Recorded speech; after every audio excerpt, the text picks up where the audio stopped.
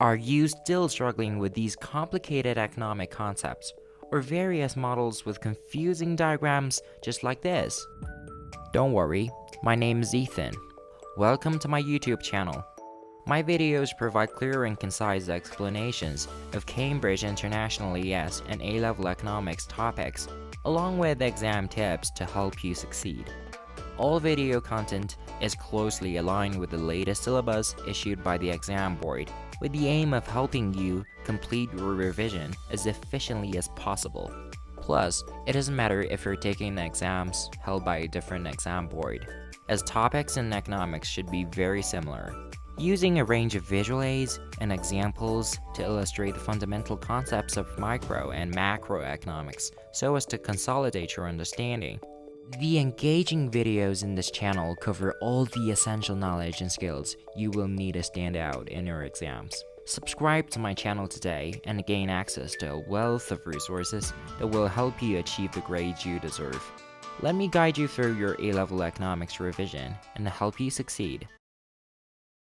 Let's kick off with some basic ideas in economics. First comes the fundamental economic problem. Resources are finite and supplied, while wants are infinite. Resources are scarce and thus need to be allocated properly. To efficiently allocate resources, we need to answer three questions: what to produce, how to produce, and finally, for whom to produce. During allocation, given the scarcity of resources, we sometimes have to make choices. Making choices in favor of desirable things means foregoing something that we also find desirable. So here's the very important ideas in economics. Opportunity cost. That is the best alternative foregone when a choice is made. Suppose you have 30 minutes of free time. You can choose to chat with your boyfriend, or you can choose to play video games. If you go for the former, that means you have to give up playing video games. So the opportunity cost of chatting with your boyfriend is the chance that you lost of playing video games. Let's move on. Economics is defined as a social science, which has got its methodology. First, ceteris paribus. I think this is a fairly simple idea, which means all other things being equal. Next, economists think at the margin. They consider what would happen with a small change. For example, if you're already full, consuming an extra piece of pizza, which is a small change, will get you bloated. So the marginal cost of consuming pizza is that you'll get uncomfortably full. The next part is positive and normative statements. A positive statement is a fact that can be tested, while a normative statement is a value judgment based on opinion, which cannot be tested. For example, there are two statements. The first is a positive statement. It is a piece of data. We can just Google it to know whether it is true or false. Clearly, it is false, so it is a false positive statement. The second statement is an opinion. Some people may agree with it, while other people may not, so this is a normative statement. Here's an exam tip. Much of what you'll write will be based on positive statements. However, in coming to conclusions in an answer, you may be making normative statements with value judgments. Let's now turn to factors of production. There are four factors of production: land, labor, capital, and enterprise. If wisely used, factors of production will yield rewards. Rent is the reward for land, wage for labor, interest for capital, and profit for enterprise. I'll explain further.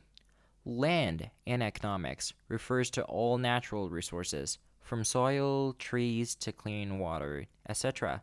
Labor is human efforts, mental or physical. Then, capital. Usually, speaking of capital, we mean physical capital, which are goods used to produce other goods. But I guess you may have heard of another type of capital: human capital. Human capital is what makes an individual more productive, or in other words, what an individual owns and uses to produce goods, including knowledge, skills, expertise, experience, etc. It's worth noting that we should tell the difference between human capital and labor. Last, we have enterprise, which is the ability to bear uncertain risks and organize other factors of production. Sometimes we also refer to this ability as entrepreneurship. Let's now talk about how long is a long run. Actually, economists have reached a consensus on this. In economics, the short run is a time period in which it is possible to change only some but not all inputs. In contrast, it is possible in the long run for all factors of production or resources to change. Further, in the very long run, besides factors of production, other key inputs can also be variable. By key inputs, we mean things like technology, political environment, government regulations, social concerns, and so on and so forth. Do you remember one of the three basic questions of resource allocation? How should we organize the production process? Two methods have proved effective in the manufacturing industry. First, the division of labor. By breaking down the production into simpler, separate tasks that can be carried out by separate workers, productivity can increase as each worker is more skilled at their own work. The second is another important idea: specialization. This involves concentrating on particular tasks or products. Workers, firms, regions, and even countries can concentrate on producing one product. Productivity may increase as different groups can leverage their own strengths. Next, we're going to talk about economic systems. There are three types of economy: planned economy, mixed economy, and market economy. These three types of economy are ranked from the lowest to the highest degree of freedom. North Korea is the primary example of a planned economy, and Pakistan is a mixed economy, while Hong Kong can be viewed as a market economy, one of the freest economies in the world. First, let's talk about the planned economy, which is also known as command economy, where the government makes almost all of the decisions. Next, market economy, or free economy, where resources are allocated by the market by means of the price mechanism. Lastly, a mixed economy is, as its name suggests, a mixture of the planned and market economy, where resources are allocated by both the private and public sectors. This is the most typical economic system, and most economies in the world fall into this category. Let's now consider one of the most important concepts which will frequently appear in our exam papers. That is the production possibility curve, PPC, sometimes known as the production possibility frontier, PPF. It shows the maximum output of two types of goods that can be produced with the existing resources being fully utilized. The curve is about making choices between two goods. When you manufacture 200 units of goods A, you will manufacture no goods B. When 200 units of goods B, no goods A. You can't manufacture 200 A and 200 B at the same time. You have to make choices because resources are limited. In other words, the curve indicates scarcity. The point C on the curve indicates full employment. That is because the curve shows the maximum output, and any point exactly on the curve means that all resources you have are fully utilized. On the other hand, the point D, which falls within the curve, indicates that resources are not fully or efficiently utilized. Then, any point beyond the curve, like the point E, is unattainable, as you can't produce beyond the maximum. Now, let's examine what a shift of a point means. Moving from C to G, we can manufacture more amount of goods B at the cost of sacrificing some amount of A. That means more resources are reallocated toward producing B.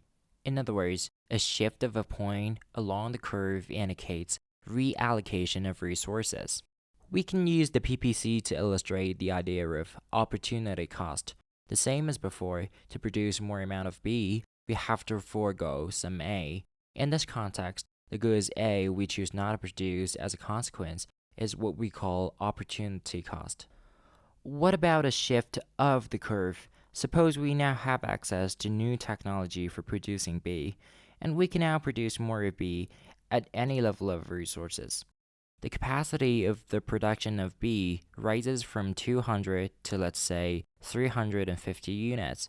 Here, we have a new technology, which brings us greater efficiency. But notably, we can also produce more of a good simply because we have more resources. So, in summary, a shift of the curve indicates first, more resources are now available, and or resources are now being more efficiently used. Then we're going to focus on the shape of the curve. Why is it concave down? Or, in other words, bowed out? We'll use the idea of opportunity cost to give you some idea about it. First, we move from F to C and will produce 40 additional units of goods B. The opportunity cost of doing so is 23 units of goods A. Then, moving from C to G, we will produce the same additional units of goods B. But now the opportunity cost is 50 units of the goods A. That means the opportunity cost is rising when the curve appears concave down. As you can imagine, we will have a straight line if the opportunity cost is constant, as shown by this diagram. It's worth noting that the straight lines are ideal scenarios, and the PPC is usually a concave down curve, as the opportunity cost is usually increasing in reality. To sum up, the straight line PPC indicates constant opportunity cost, and a concave down curve shows increasing opportunity cost. But why the curve does not appear as concave up, bowed inwards, or convex as some people may refer to this shape? Just like this. Put it another way, why the opportunity cost is never decreasing? Actually, this is because resources are differently suited for different purposes. For your information, the syllabus only requires you to know about the increasing opportunity cost reflected in the concave down PPC, but never expects you to know why it is not concave up. So I won't go into further detail. But if you're interested, you can do it yourself. Next, we're going to the functions of money. This has been cut out in the Cambridge International syllabus. Actually, this topic has been downplayed in many syllabus of different exam boards. So I will simply run through this. Money acts as first a medium of exchange, then a store of value, third, a unit of account, finally, a standard of deferred payment. Don't worry if you find these ideas confusing, as I'll explain. As medium of exchange, money makes it easy for people to buy and sell products. In the absence of money, people would have to barter. Next, people can save money because money acts as a store of value. Money can be deposited in the financial institutions to be used in the future. Money acts as a unit of account when it's used to measure the value of goods and services. For example, if you want to compare the value of a new iPhone 12 to the value of a used iPhone 13, you can use the market price of each phone in terms of money as a unit of account. Finally, money acts as a standard of deferred payment when it is used to pay back debts.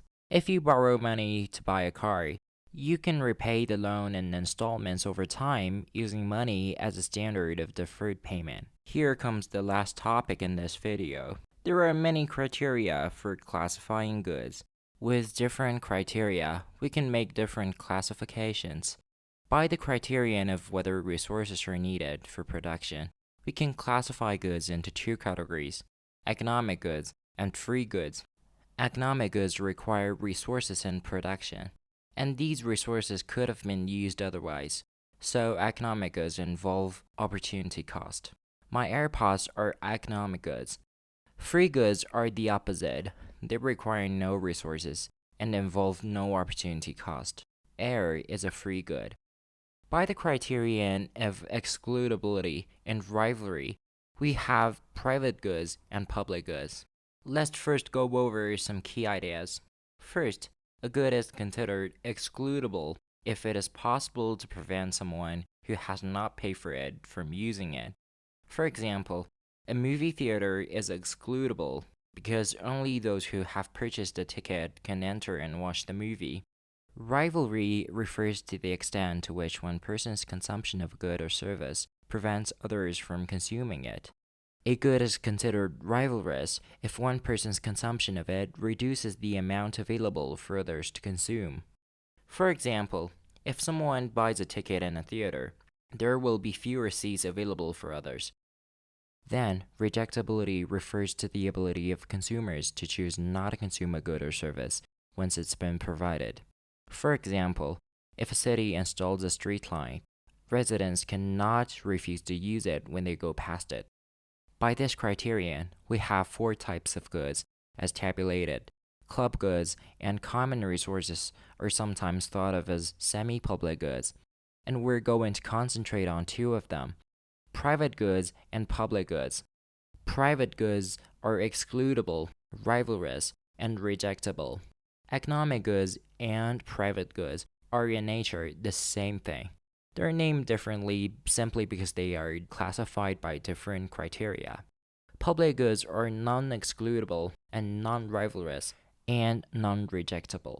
Private and public goods are important concepts in A level economics. So let's look at two examples to facilitate your understanding. Cola is considered a private good because it's excludable and rivalrous. This means that once the cola is provided, it's possible to exclude someone from benefiting from it, and one person's consumption of cola diminishes the availability for others. On top of that, cola is considered a rejectable good, as individuals can choose not to consume it even if it's been provided. National defense is considered a public good because it's non excludable and non rivalrous. This means that once the national defense is provided, it's impossible to exclude anyone from benefiting from it, and one person's use of national defense does not diminish its availability for others. Additionally, national defense is considered a non rejectable good, as individuals cannot choose not to consume it once it has been provided. Some students mix up the concepts of public goods and publicly provided goods. We have talked about public goods. Publicly provided goods, on the other hand, are goods that are provided by the government or other public entities. These goods may or may not be the public goods. For example, public transportation is a publicly provided good that is not a public good, as it's both excludable and rivalrous. Excludable in the sense that you can't get on the bus if you didn't pay, and rivalrous in the sense that seats and space in the bus are limited. So, a person's use reduces the amount available for others to use. Let's now consider the crucial issue with respect to public goods: the free rider problem. It is a situation where people benefit from a public good without contributing to its production. Since public goods are non excludable, people can use them without paying for them. This creates a situation where people are disincentivized to pay for the public goods, assuming that others will pay for it and they can still benefit from its provision. If no one's going to pay for the goods, they will not be supplied in the first place. So the free rider problem is a type of market failure, where the market mechanism fails to function. Governments need to intervene when a market failure occurs. The free rider problem can be fixed if public goods are financed by taxation and provided by the governments. Governments can directly provide these goods, or indirectly provide them by, let's say, contracting them out. Another way to classify goods is based on their perceived value to society. Merit goods are considered to be beneficial to society, even if individuals may not recognize their value. In other words, information failure occurs. Consumers usually undervalue the benefits of merit goods and thus underconsume them. Examples of merit goods include education, healthcare, and public parks. Governments often intervene to ensure that merit goods are provided to citizens, as they are seen as necessary for the well-being of society as a whole. On the other hand, demerit goods are considered to be harmful to society, even if individuals may desire them. Consumers overvalue the benefits or undervalue the downsides of them, and thus overconsume them. Examples of demerit goods include tobacco, alcohol, and gambling. Governments often intervene to discourage the consumption of demerit goods through measures such as taxes or regulations. There is more about market failure and government intervention in A-level economics. We will come back and talk about this in the future. Lastly, we can use the correlation between income and demand to divide the goods into two categories. Let's talk about normal goods and inferior goods. A normal good is a good where demand increases as income increases, and demand decreases as income decreases. In other words, income and demand are in a positive correlation, or positively correlated.